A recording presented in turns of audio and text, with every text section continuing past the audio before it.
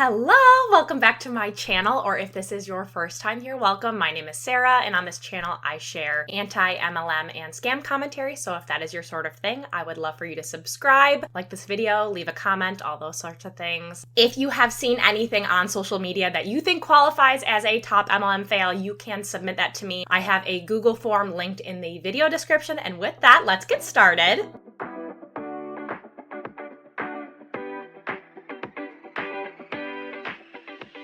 This one is a video from a LifeWave rep. 3, 2, 1, take one.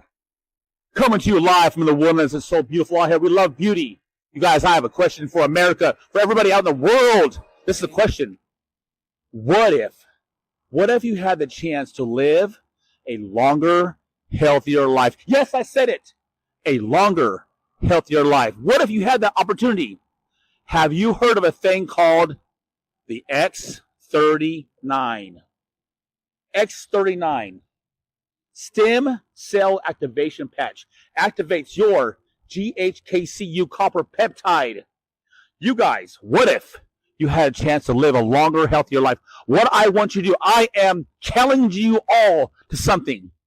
I want you to Google X39. I want you to get on YouTube, X39. I want you to get on TikTok, X39, Instagram, X39, and look at it. I challenge you. And then I want you to get a hold of me because you'll know something special. What if we could live a longer, healthier life? You are going to find out that answer. X39 is here. Cut. Okay, we're done now. Show's over. And my response is, why do I have to search for it? Why can't you? He's out here pitching this X39 stem cell activation patch like it's this big health breakthrough. And instead of really explaining anything about it, he just tells us to go and look it up ourselves. You're the one selling it. Shouldn't you be doing the research and then telling me about it? But it feels like the strategy here is to kind of send you on a scavenger hunt and sort of get stuck in like the MLM echo chamber of all the other reps who are likely hyping this product up. Like they want you to spend $150 because that's how much they are on a one-off purchase, $150 on stickers. But you can't even explain to me how they work. And to be fair, after I went back and looked, he did add an infographic to the comment section of this video. I will give him that, but oh my God, it is so basic. There are no sources, no citations, and it looks like it's something that it looks like it could have just been made in Canva. Honestly, I don't even know if it's from the company. This is what it looks like. I'm not going to read every single thing on here. If you want to, you can pause this and read through. And the only reason is that I did go and look at the product page. So we're going to discuss the product from the company itself. Basically, it says things like, within 24 hours, the stem cell activation patch begins to reset 3,000 to 4,000 genes to a younger, healthier state. And things like it boosts collagen, repairs organs, and even reverses aging. But like I said, I don't see any sources on here. But because he was so insistent that I go and look it up, I'm kidding. That's not why I went and did it. I don't want people to get sucked into companies like this. So I did go and look it up. It says, a new approach to improving the way your body fosters the flow of energy in your body for improvements in strength, stamina, and beyond. So that says a lot of nothing and beyond. Beyond what? And then there is a mention of them being non-transdermal patches and that they stimulate the skin with light. Okay, but like, how is the light stimulating anything? I was kind of bouncing around on the page trying to figure out what this product is. And in their FAQs, this is the first question in the FAQs. It says, what is phototherapy? The science of phototherapy, which has been around for about 100 years, uses light to improve the health of the body. As far back as 2,000 years ago, the ancient Greeks had a center for studying the effects of different colored lights on the body. Even the ancient Egyptians, who promoted health by focusing sunlight through colored glass on certain areas of the body, understood this concept. So we're talking about a modern product, but now we're talking about Egyptians and Greeks. And for me, I feel like just because something happened thousands of years ago, it doesn't give me a reason to trust this patch. They do go on to say, how do our phototherapy patches work? And it says your body emits heat, including heat in the infrared spectrum. Our patches are designed to trap this infrared energy when placed on the body, which causes them to reflect it back to stimulate specific points on the skin that can promote a general state of health and healthy activity unique to each LifeWave patch. Based on the reflect that heat back to stimulate specific points on the skin, it just kind of sounds like the patches reflect heat? I'm not entirely sure. If I'm missing something, I would be happy to hear in the comments of like maybe what I'm not fully gathering. This question says, what makes one LifeWave patch different than another? Each patch is exclusively designed to reflect particular wavelengths of energy that stimulate specific points on the skin. This enables each patch to provide unique wellness benefits to the user. No drugs or chemicals enter your body. But I don't really understand what that means. Like, programmed? Like, it's a sticker. And it's a sticker that somehow knows which wavelength to reflect. And some people may be watching this and be like, yes, this type of science does exist. And that's fine and that's fair. But this is the product page. I shouldn't have to now be told by a rep to go look it up. And now I'm looking it up from the company itself. I'm not going to go look up on YouTube, and I'm not going to go look it up on Facebook or Instagram or TikTok or wherever else he mentioned. I want to look at it from the company. And I'm kind of left with like, I don't feel like I'm getting any new information. I feel just confused. And like I said earlier, they want $149.95.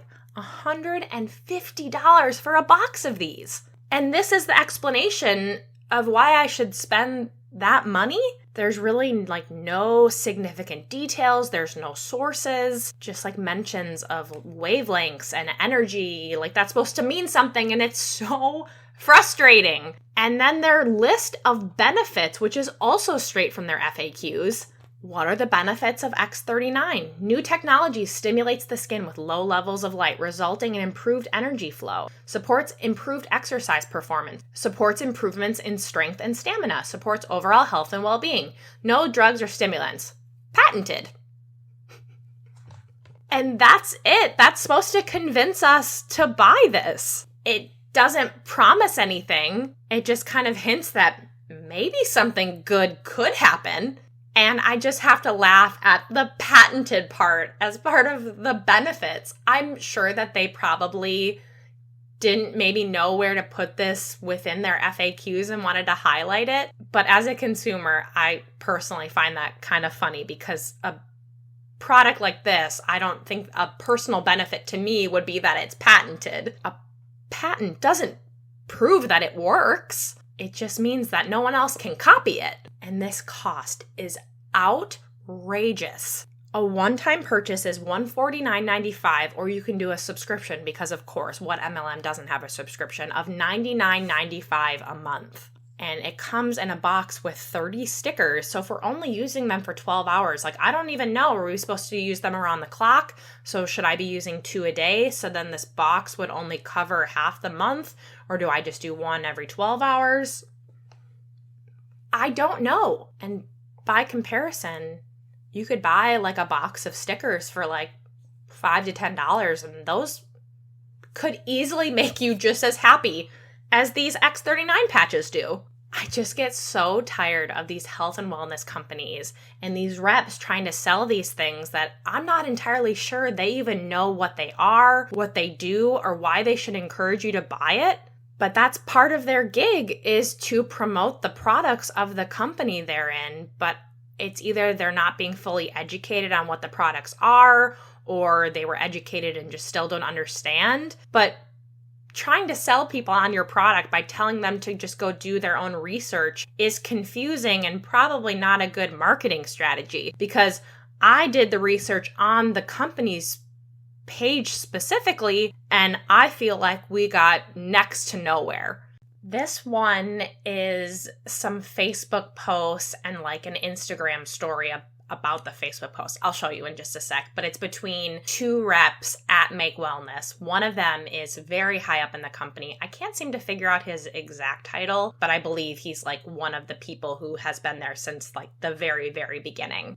The post says, "Holy cow, huge congrats on your highest month ever in affiliate marketing. It may even be one of the top 100 or 200 largest first months in industry history. I have been really impressed by your poise, leadership, and desire to grow through this process. I also admire how much you want to see your team and customers win. It's oh my gosh, sorry. It's neat how you're always bragging about each of them or texting me updates about their success. Incredible days ahead and well deserved." It sounds like I gave someone my high school yearbook that I don't really know, and they were like, "I need to write something in it, and I'm gonna just write this generic thing. Like, I think it's really cool how you did this. It's neat how you did this." So then she took a screenshot of that, I believe, and then shared it on her Instagram stories. And she wrote, "You guys," person's name, "was in my first company and I've watched him from afar for 13 years. I always loved when he would speak on stage, and he was always at every single corporate event. The corporate parties at the end of the events especially. He was never too good for anyone. He made everyone feel so special when he interacted with them, which can sometimes be rare with top industry leaders. Some girls from my former company and team would come up to me and say, 'OMG, person's name, is so nice, and he spent time talking to us. Hashtag true story.'" And the next slide said, "Long story short, it's been really cool working with him since July. He really is who he says he is, and behind the scenes, he is one of the most servant and humble leaders I have ever worked with. He will spend time just chatting about life, faith, and whatever it is we need. I don't know how he does it with all of us crazy/strong women. Thank you for everything. I would be nowhere without my powerhouse team and this guy right here." Person's name, "We all love ya, Gucci Cowboy." Her response just kind of felt like a fan letter. I know she was probably just trying to say thank you for the nice thing that he said to her, but it was just kind of like, "You showed me basic human decency." And the like, "He was never too good for anyone." I don't know. It just kind of like, I don't know. It's just like these layers of devotion and leadership praise that we wouldn't see in a typical job. It's like just like a fan letter to a guy at the top, which is just so classic MLM. This one is a Facebook post from a rep from LiveGood. "Happy birthday to you. Happy birthday to you. Happy birthday, happy birthday, happy birthday to you." Hi, Ben. I know today is your special day. I want to greet you a happiest birthday to you. And I want to thank you from the bottom of my heart for the great opportunity that you have given unto us. There are many people changed their lives because of you. And we are forever grateful to you, Ben. I love you, Ben.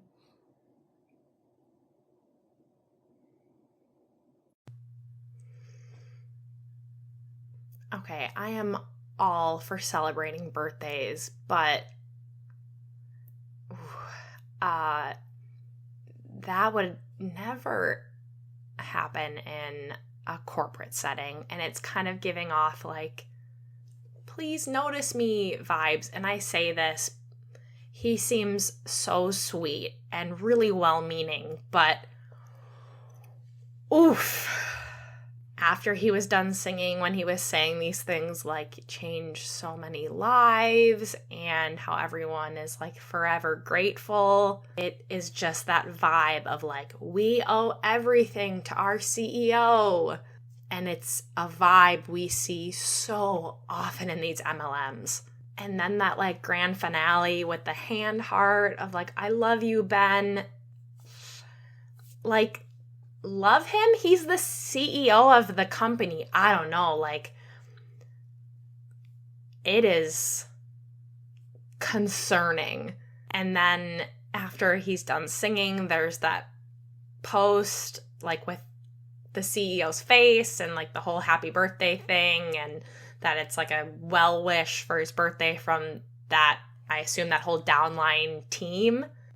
I don't know. It's just like, I don't know. I don't have a good adjective. It just feels like MLMs push this like public display of loyalty so much. And it's supposed to look like this like family, but families don't have buy-ins. And this like love bombing and over the top praise is why people call MLMs commercial cults. And it must feel so draining. This performance of constant loyalty and gratitude, I assume it just leads to like burnout. And the deeper the emotional investment, the harder it's going to be to see that it's a problem, or harder for you to walk away. And it just feels like a lack of boundaries, or boundary walls in MLMs are kind of just torn down. Like in a traditional 9-to-5, your boss, manager, CEO, whoever isn't gonna need, want, or feel comfortable with you in your living room recording yourself singing happy birthday to them. But MLMs do such a good job with blurring that line of business and personal life. Your home becomes your office. Your personal social media becomes PR. And somehow your boss's birthday is of enough importance to you to spend all this time singing to him and making him a graphic to celebrate his day.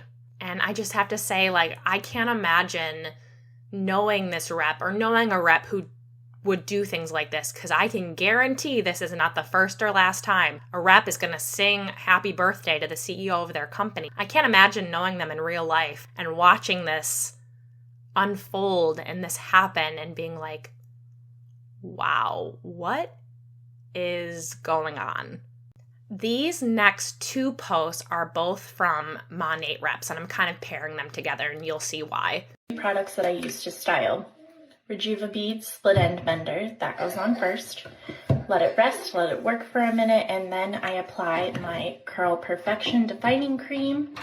And the video does kind of just cut off right there, but on the screen it says, hot take, selling shampoo is holy work. And the caption says, whatever your profession is, it is holy work if you approach it the right way. How I approach selling shampoo. 1. Christ at the center. We are nothing without Jesus, and this opportunity wouldn't even exist without him. I always pray that my business will be glorifying to God and that others see him in me. 2. Family. Everything I'm doing with MONAT is to better my family's life. 3. A servant's heart. I'm here to help you. I'm here to help women reclaim their confidence by helping them find the right hair and skincare products. I'm helping more mamas make an income from home while never missing a minute with their babies. So the Christ at the center part, it's not new. We have seen it before, and we have talked about it on this channel before. It just is like, at the end of the day, this is shampoo and hair products. It's not, I don't know, missionary work. And it is still so wild to me how often MLMs will intertwine faith with just so many aspects of the business.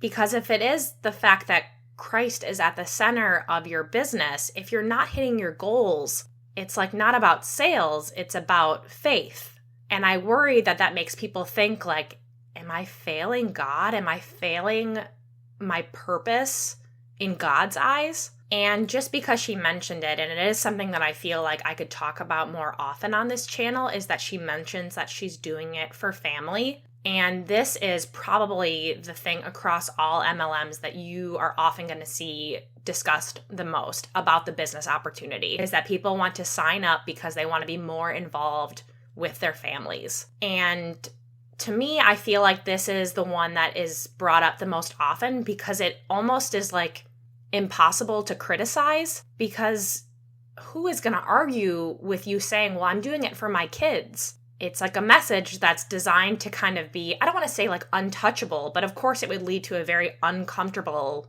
discussion. But because we know a little bit more about how these MLMs work, if your family first business has you stuck on your phone all day trying to touch base with potential recruits, potential customers, sitting on these opportunity calls and these training calls, tracking sales, answering DMs, sometimes traveling, then is your family first? MLMs consistently promise more time with your kids, but is that the reality? Often it's not, and you can hear from people who were in MLMs and have since left, and they have looked back and said, you know what?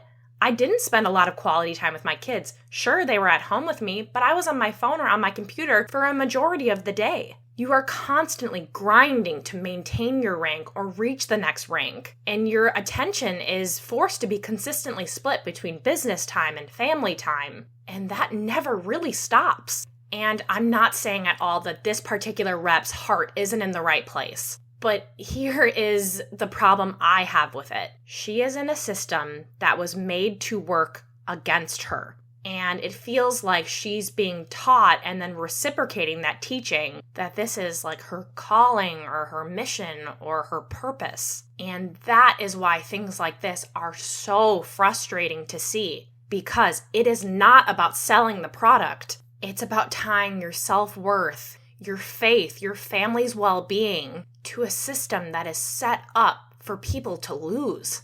And based on what I could see on her social media, it doesn't look like she's very high up in the company. She was likely fed the same dream that is fed to every other recruit. Things like serve others, put your family first, trust in God's plan. And that is a lot to carry on your shoulders. And when it doesn't work out, which statistically it won't, what happens then? It will likely be a narrative of that it's not the system's fault, it's your fault. And that is what makes this whole pitch so toxic. This is the second MONAT post, and it's an Instagram post, and it says, excited to begin my MONAT journey and share my experience. I aim to be transparent and honest. Years ago, I started to pray for my hair, and while it's healthier now, I want to improve my care for it. My hair is my glory and covering, so it deserves the best. I even dream of having enough length to wash/dry Jesus's feet. Although God could make my hair grow in that moment because there is no limit to him, but ultimately uncut hair is about the commitment, not just the length. I'm also focused on financial growth. Let's face it, expenses are rising. Most importantly, I want to connect with others on this journey. Through MONAT, I hope to show that with prayer and proper care, you can achieve healthy hair, not just longer hair. So to give a little context, her Instagram bio says that she identifies as apostolic. I believe that's how it's pronounced, which, based on what I've read, is a faith community that puts a lot of religious significance on uncut hair. It sounds like it's seen as a symbol of faith and commitment and not just a personal choice. So with that background, the line that she wrote of, I even dream of having enough length to wash/dry Jesus's feet, hopefully will make more sense given that context. And when we consider her background and now being involved in this MLM, it just makes me wonder what happens if those promises of a business opportunity and healthy hair maybe don't deliver, if her hair doesn't grow in the way that she envisioned it would, or if like the business isn't what she thought it would be. Like, what happens then? It just seems to me like there has been a tie between something as personal to her as her hair and now being involved in this business along with her faith. It likely won't be just, oh, well, that didn't work out. It could very well be like, I failed at something bigger than myself. And that's the part that when I initially saw this, what really is like stuck with me. And even further than that, I specifically included this one because I really found the audience of that, or the audience of this rep. Let me back up. I found myself wondering if MONAT perhaps sees this faith community as a gold mine. Because if you think about it, if uncut hair is equivalent to the sign of your faith and devotion, then offering the best hair care is likely a very easy pitch. So things like, if your hair is so important to your faith, why would you not use the best products on it? And for a rep like her, it's not hard to imagine her being able to recruit more women with this long, beautiful hair. So I just found this one as like a really interesting example of how faith and MLMs get so intertwined. And I feel like when it starts out like this and things ultimately in the MLM don't work out, it's probably so much harder to walk away. And I think that that is the MLM's goal. They know that they can get into these religious communities and spin this as something as part of their religion or can connect it to their religion. And that makes it so much harder to leave. And with that, that is all I have for you guys today. Thank you so much for watching. If you enjoyed this video, please subscribe, like the video, leave a comment. All those things help me so much. I am so grateful for all of you, and I will see you guys in the next one. Bye!